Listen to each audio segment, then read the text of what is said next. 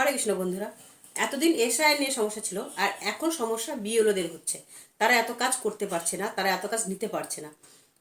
এই মহিলার তো খুবই অবস্থা খারাপ। কিছু কিছু বিএলও আছে যারা হাসপাতালে ভর্তি হচ্ছে। এবার আমরা যদি কাজ অনুযায়ী দেখি, তাহলে হিসাব মতন এক একটা বুথে 300টা করে বাড়ি আছে। আর নির্বাচন কমিশনার বিএলওদের সময় দিয়েছে 30 দিনে।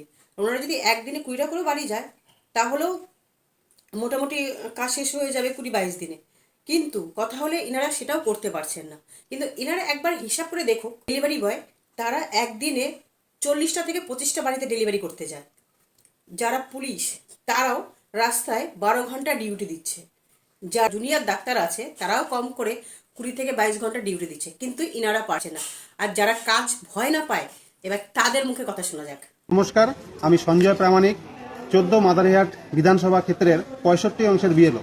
গত 4 তারিখ থেকে যে এসআইআর কাজ শুরু হয়েছিল, আমি সেই কাজ পুরোপুরিভাবে সম্পূর্ণ করেছি 23শে নভেম্বর 2025-এর মধ্যে। প্রত্যেক বাড়ি বাড়ি গিয়েছি এবং সেই ফর্মগুলো কালেকশন করে ডিজিটাইজড আমার করা হয়ে গেছে। ধন্যবাদ।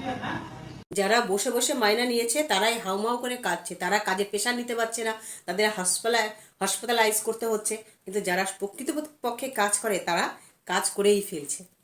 হরে কৃষ্ণ।